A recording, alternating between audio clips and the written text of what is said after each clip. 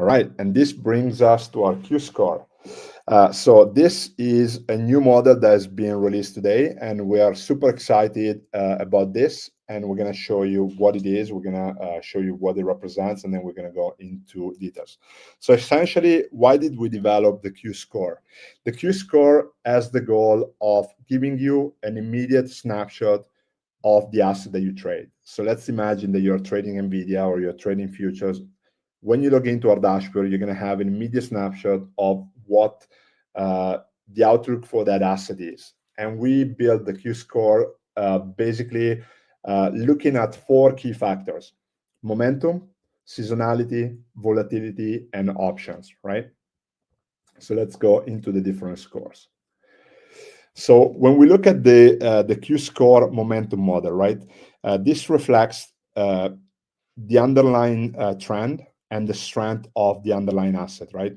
So the model really analyzes price actions, uses technical indicators to determine whether an asset can be in a bullish or bearish momentum. So a higher momentum score suggests strong positive price action, while a lower score indicates weakness or potential downside pressure. And basically, the score is from 0 to 5. So 0 means that we are in a very bearish momentum, 3 is a neutral momentum, and 5 is a bullish momentum. And then what we show you in the chart, so at the top, you see the price of the asset, and at the bottom, you see the historical price action of the score. So you can actually see what happened in the past when we had a very strong score or a very low score. All right.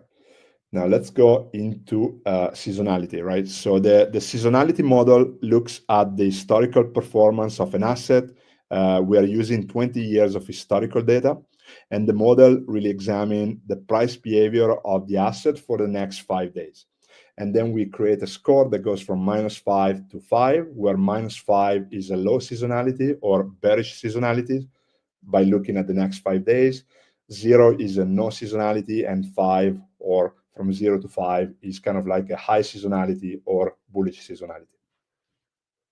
And basically, by leveraging the seasonality scores, as a trader, you can kind of anticipate potential price movement based on obviously past performance, and then create strategies. And we're going to show you some of our strategy as well in a few moments.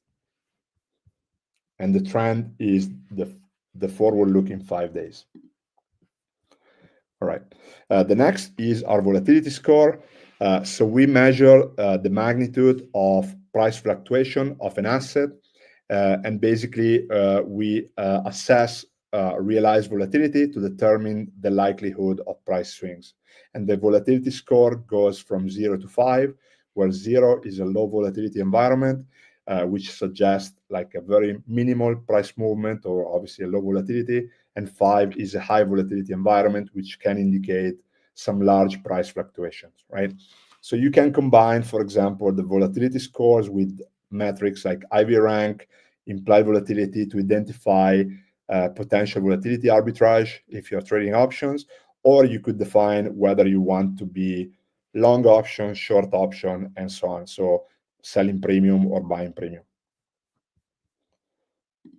And finally, our option Q score option model ranks an asset based on activity coming from the option market, providing insights on sentiment and expected price direction. And the score goes from 0, which is a very bearish sentiment coming from the option market, to 5, which is a very strong bullish sentiment coming from the option market.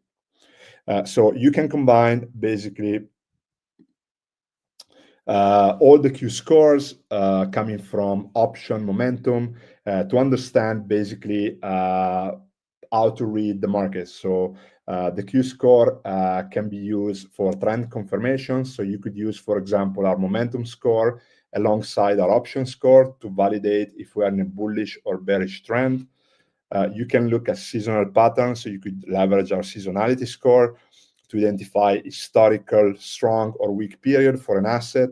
So we typically tend to see that seasonality is very important, especially if you're trading things like commodities or indices. Then you have volatility-based strategies, so you can actually use our volatility and option score to kind of understand whether you are in a trend following environment, in a low volatility environment, and obviously if you are better off by selling options or buying option. And together with things like IV rank and so on, you can actually define if you want to be a buyer or a seller. And finally, we can look at the option market, so we can look at our option score to understand sentiment and potential shift coming from market positioning, which obviously is at the core of our technology. So those scores are very, very important.